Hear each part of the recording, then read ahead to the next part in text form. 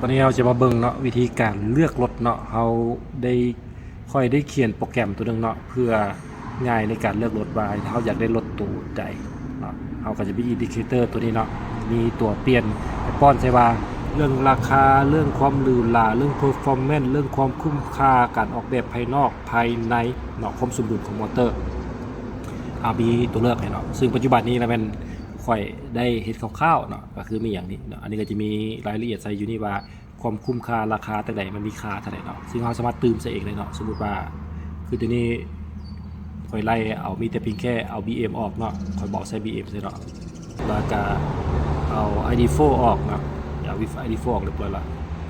ID4 เรียบร้อยละไม่มีแต่ Alpha ที่500 Max เนาะกับVolkswagen เนาะฉะนั้นนะคืออย่างถ้าสมมติว่าค่อยใส่ตัวอื่นๆได้เนาะฟาวไซเธอนี่เราจะมาเบิ่งก่อนนี่แสดงว่าค่านี่ปั๊บเราจะเห็นเนาะหมายเข้ามาตัว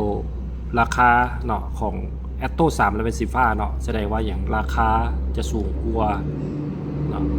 1 2 3 4 5 6 7วิดเจ็ตอินดิเคเตอร์เนาะราคาจะสูงกว่าเนาะ performance ใกล้เคียงกัน luxury ดีกว่าเนาะ Arcfox เนาะการออกแบบภายนอกดีกว่า interior ภายในดีกว่าเนาะแต่ว่าอย่าง balance motor หันบ่ทอ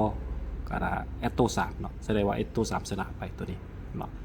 ฉะนั้นก็คืออย่างเฮาก็สามารถใช้มาตรเกณฑ์ตัวนี้ในการตัดสินว่าจะเลือกรถอะไรเฮามักแบบใดว่าจะเป็นบางเฮามักความบาลานซ์เนาะเฮาก็ไปใช้ของ Atto 3เนาะ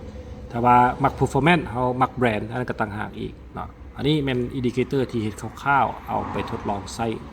เบิ่งเนาะถ้าว่าอย่างยี่ห้ออื่นเด้เนาะก็ใส่ได้เนาะก็คืออย่างใส่แรมมี่01เนาะก็ใส่เนาะคือราคานี่อยู่ที่ประมาณบ่เกิน3,000เหรียญเนาะก็ใส่2เนาะ performance ก็คือได้แต่7แต้มเนาะ luxury ก็ได้แต่7แต้มเนาะอันนี้ค่อยให้เองเนาะเพราะอยากให้ต่างกว่านี้ก็ได้เนาะดีไซน์ภายนอกค่อยให้7แต้มเนาะดีไซน์ภายในค่อยว่า8แต้มเนาะ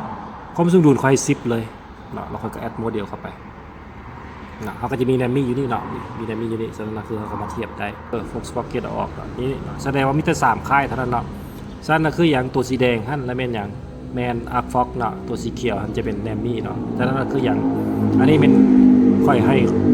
ค่าของมันเนาะหมายความให้มันเบิ่งที่ประมาณนั้นเนาะแสดงว่ายังนี่การออกแบบค่อยสูงเนาะต่างๆเนาะสีแดงหั่นและแม่นอย่าง Atto 3สีเขียวเป็นแรมมี่เนาะแรมมี่ Arcfox นี่ซ้ำกัน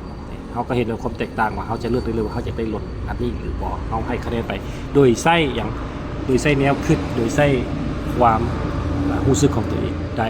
บ่ถือบ่ผิดเนาะมันจะเป็นเนาะ